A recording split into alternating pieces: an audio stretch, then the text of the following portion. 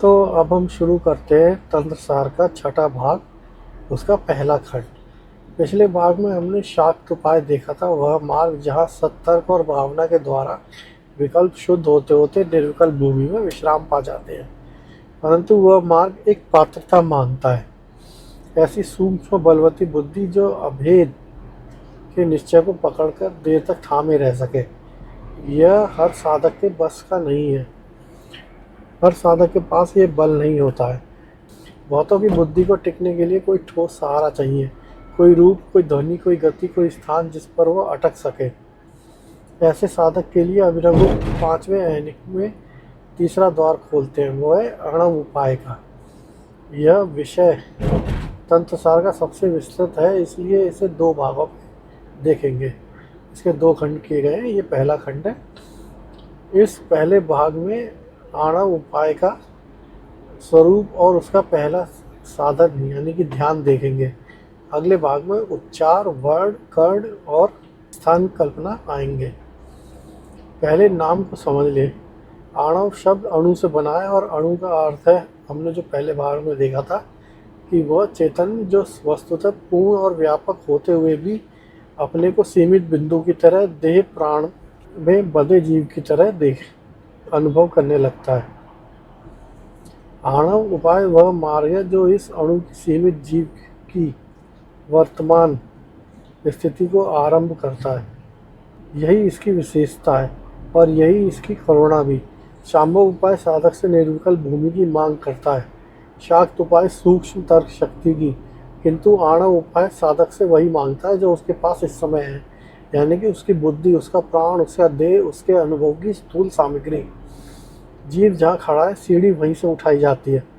किंतु यहाँ एक प्रश्न उठाना चाहिए, जैसे कि पिछले भाग में हमने स्वयं अभिनवगुप्त का यह निर्णय सुना था कि प्राणायाम, धारणा, ध्यान आदि संविद के साक्षात उपाय नहीं है, वे जड़ पर काम करते हैं। तो वह अब वही साधना के मार्ग कैसे बन गए?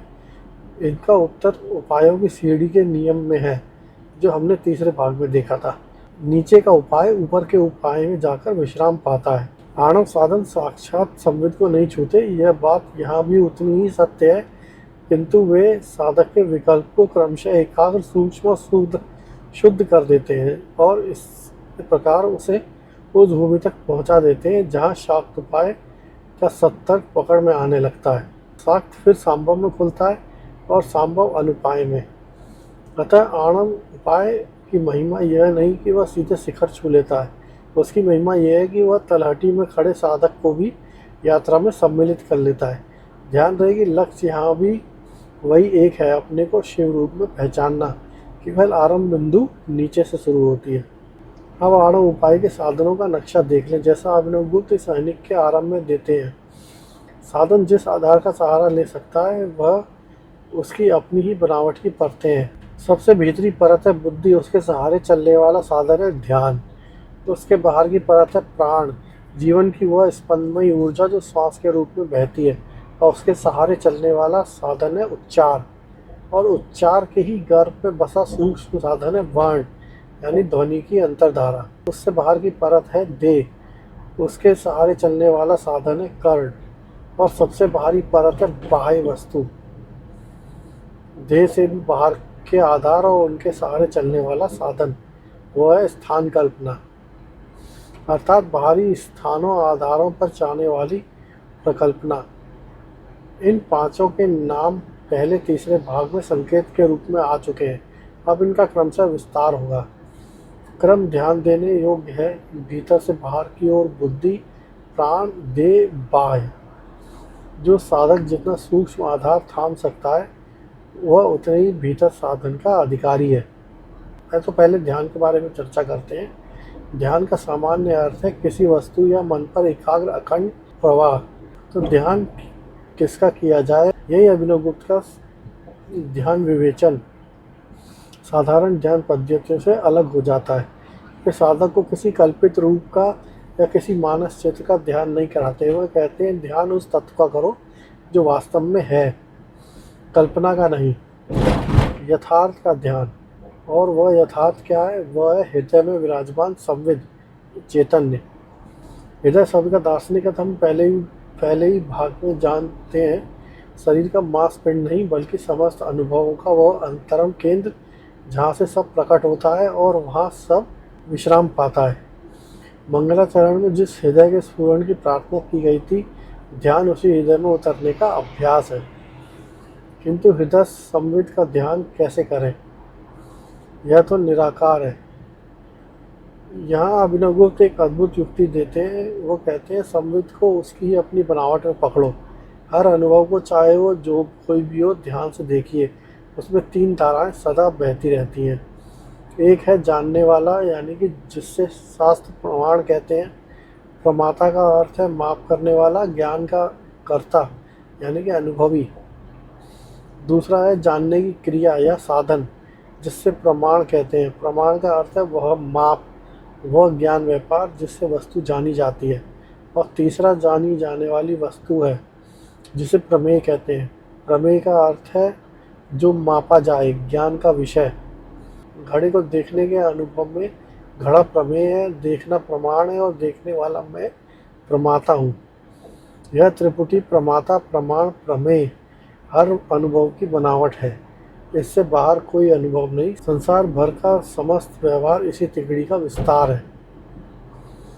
परंपरा की इस त्रिपुटी को 3 ज्योतियों के प्रतीक दिए गए हैं। प्रमेय को सोम अर्थात चंद्रमा, प्रमाण को सूर्य और प्रमाता को अग्नि। यह प्रतीक योजना बहुत सटीक है और इसे खोलकर देखते हैं तो चंद्रमा अपने प्रकाश से नहीं चमकता, वो पराय प्रकाश को धारण करके चमकता है। यानी कि प्रमेय की, विषय की यही स्थिति है। वह ज्ञान का प्रकाश पाकर ही भासता है। सूर्य प्रकाश देता है, वस्तुओं को प्रकट करता है। प्रमाण का यही काम है। ज्ञान व्यापार ही तो विषय को प्रकट करता है। और अग्नि की विशेषता है कि जो कुछ भी उस पर डाला जाए वह सबको खाकर अपना रूप बना लेती है। प्रमाता का यही स्वभाव है। सारे अनुभव, सारे विषय अंततः जानने वाले में ही समा जाते हैं, अनुभूति बनकर उसी के स्वरूप में विलीन हो जाते हैं। जो कुछ जाना गया है वह जानने वाले का हो गया। यही प्रमाता की अग्निता है। अब अभिनव गुप्त का बताया ध्यान सुनिए। साधारण साधक के हृदय में 3 धाराओं का, चंद्र, सूर्य और अग्नि का अर्थात प्रमेय, प्रमाण और प्रमाता का सामरस्य भावित करें। सामरस्य का अर्थ हम जानते हैं एक रस हो जाना, अर्थात साधक ये देखे कि विषय, ज्ञान और ज्ञाता ये 3 अलग अलग टापू नहीं है। तीनों एक ही संवित की तरंगे हैं जो हृदय में एक रस होकर विश्राम करती है। और इसी एक रस त्रिपुटी को पी गई संवित का ध्यान वह किस रूप में करें? एक महान अग्नि के रूप में, भैरव अग्नि के रूप में। भैरव का अर्थ हमारे साथ चल रहा है, विश्व को अपने में भरने वाला परम तत्व। और अभिनव गुप्त इस अग्नि के लिए बहुत सुंदर विश्लेषण देते हैं। अनस्मित, इसका अर्थ है जो कभी अस्त नहीं हो। सूर्य उगता है, डूबता है, चंद्रमा घटता है, बढ़ता है। प्रमाण और प्रमेय आते जाते रहते हैं, ज्ञान उठते हैं, मिटते हैं, विषय बदलते रहते हैं। किंतु प्रमाता की अग्नि, जानने वाले की वो मूल चेतना कभी अस्त नहीं होती। गहरी नींद में भी वह बुझती नहीं। तभी तो जागकर मनुष्य कह पाता है कि मैं बड़े सुख से सोया। इसी कभी न बुझने वाली, सबको पचा जाने वाली हृदय अग्नि का ध्यान करना है, यह भावना करते हुए कि मैं यही हूँ। किंतु ध्यान यहीं भीतर सिमटकर नहीं रह जाता और यही इस ध्यान की दूसरी अत्यंत महत्वपूर्ण गति है। अभिनव गुप्त कहते हैं उस हृदय अग्नि से किरणों का एक चक्र फूट रहा है। किरण को शास्त्र मरीचि कहते हैं और यह किरण समूह मरीचि चक्र या रश्मि चक्र कहलाता है। यह किरणें क्या हैं? यह साधक की अपनी इंद्रिय शक्ति है, देखने, सुनने, छूने, सूंघने, चखने की शक्तियाँ, बोलने, चालने आदि की कर्म शक्तियाँ और मन बुद्धि के भीतर की शक्तियाँ। परंपरा इन्हें बाहर किरणों के रूप में गिनती है। साधारण दृष्टि इंद्रियों को मांस का छिद्र समझती है। यहाँ ध्यान उन्हें चेतन सूर्य की किरणों के रूप में देखना सिखाता है। हर इंद्रियाँ हृदय अग्नि से निकली एक लौ है जो विषय की ओर लपकती है। अब देखिए इस दृष्टि से जगत का प्रत्येक अनुभव क्या बन जाता है। जब आँख किसी रूप की ओर खुलती है तो क्या होता है? हृदय की अग्नि अपनी किरण से उस विषय को प्रकट करती है। यह सृष्टि है। सृष्टि का अर्थ है प्रकट करना, बाहर भासना। फिर वह विषय अनुभव के कुछ क्षण ठहरता है, यानी कि चखा जाता है, और यही स्थिति है। स्थिति का अर्थ है बनाए रखना, यानी धारण करना। और फिर वह अनुभव पूरा होकर भीतर लौट जाता है, जानने वाले में विलीन हो जाता है। यह संहार है। संहार का अर्थ है समेट लेना, अपने में वापस ले लेना। विनाश नहीं, वापसी। अर्थात हर छोटा सा अनुभव, एक फूल का दिखना, एक शब्द का सुनाई देना, सृष्टि स्थिति और संहार का पूरा चक्र है, जो साधक की अपनी हृदय अग्नि में उठकर उसी में विश्राम पाता है। शास्त्र जिन कृत्यों को परमेश्वर का कृत्य कहते हैं, वे कहीं दूर किसी लोक में नहीं घट रहे, वे साधक के अपने प्रत्येक अनुभव में प्रतिक्षण घट रहे हैं। ध्यान का काम है इस घटते हुए को जानते हुए घटना, हर विषय को अपनी किरण से प्रकट होते ठहरते और अपनी अग्नि में आहुति बनते समाते देखना। जब भोजन करना भी हवन बन जाता है और देखना सुनना भी पूजा, क्योंकि हर विषय अंततः प्रमाता की अग्नि में ही स्वाहा हो रहा है। अभिनवगुप्त इस ध्यान की एक और विशेषता स्पष्ट करते हैं। यह किसी नियत घड़ी में आंख मूंदकर बैठने का सीमित अभ्यास नहीं है। साधक के सामने जो भी विषय आए, जो भी रूप, जो कोई भी शब्द, जो कोई भी स्पर्श, वह उसी पर यह चक्र घुमाए, उसे अपनी किरण में प्रकट होता देखे, अनुभव में ठहरता देखे और अपनी अग्नि में समाते देखे। विषय दर विषय यह अभ्यास चलता रहे तो धीरे धीरे पूरा जगत ही उस अग्नि का परिवार भासने लगता है। इसी दृष्टि से परंपरा इन इंद्रिय किरणों को देवियाँ कहती है। कर्णेश्वरी अर्थात कर्णों की इंद्रियों की अधिष्ठात्री शक्तियाँ। इंद्रियाँ जड़ नल नहीं है, वे संविद की जीवंत शक्तियाँ हैं, जो विषयों को पकड़कर स्वामी की अग्नि में अर्पित करती रहती हैं। जब साधक इस दृष्टि में पक जाता है तो उसका देखना, सुनना, चखना स्वयं देवी चक्र की पूजा बन जाता है। बाहरी पूजा जिस बात का अभिनय करती है, यह ध्यान उसे साक्षात घटित होते देखना है। इस ध्यान का परिपाक क्या है? अभिनवगुप्त कहते हैं, अभ्यास पकते पकते वह त्रिपुटी जो अलग अलग दिखती थी सचमुच एक रस भासने लगती है। विषय अपनी पराई ठोसता खो देते हैं और वे अपनी ही अग्नि की लपटें दिखने लगते हैं। ज्ञान व्यापार अपना पर्दा खो देता है और शेष रहती है एक ही अखंड, कभी अस्त न होने वाली संविद, जिसमें साधक पहचानता है कि सबको प्रकट करने वाला, सबको धारण करने वाला और सबको अपने में ही समेट लेने वाला वो मैं हूँ।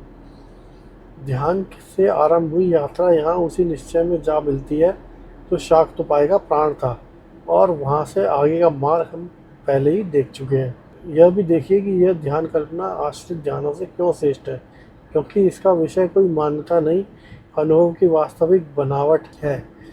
प्रमाता, प्रमाण, प्रमेय की त्रिपुटी और उसका संविद में विश्राम, यह हर व्यक्ति के अनुभव में अभी और यहाँ परखा जा सकता है। इसलिए यह ध्यान जितना गहरा था उतना यथार्थ के निकट लेके जाता है, दूर नहीं। तो इस भाग की यात्रा समेट लेते हैं। पहले आणव उपाय का स्वरूप देखा। अणु की अपनी वर्तमान स्थिति से आरंभ करने वाला क्रिया शक्ति भूमि मार्ग। यह स्पष्ट किया कि यह साधन संविद के साक्षात उपाय न होकर भी सीढ़ी के अनिवार्य निचले डंडे हैं। फिर 5 साधनों का नक्शा देखा। बुद्धि का ध्यान, प्राण का उच्चार और उसके भीतर का वर्ण, देह का कर्ण और बाह्य आधारों का स्थान कल्पना। और फिर ध्यान का पूरा विवेचन, हृदय में ममता, प्रमाण, प्रमेय रूपी अग्नि, सूर्य चंद्र का सामरस्य, कभी अस्त न होने वाली भैरव अग्नि, उससे फूटता इंद्रिय विषयों का चक्र, और यह अनुभव में घटता सृष्टि स्थिति संहार का यज्ञ। किंतु बुद्धि का यह ध्यान भी सबके वश का नहीं। मन बहुतों का ऐसा चंचल है कि वो भीतर की अग्नि पर टिकता ही नहीं। ऐसे ही साधक के लिए अभिनवगुप्त और नीचे झुकते हैं उस सहारे तक जो हर प्राणी के पास अनवरत अनायास उपलब्ध है, यानी कि श्वास, प्राण की गति। प्राण की गति पर सवार होकर भीतर की ऊंचाइयां नापने का साधन ही उच्चार है, और उसकी यात्रा में आनंद की 7 भूमियाँ खुलती हैं। निजानंद से लेकर उस जगत आनंद तक, जो अभिनवगुप्त को अपने गुरु शंभुनाथ से प्राप्त सबसे प्रिय रहस्यों में से है।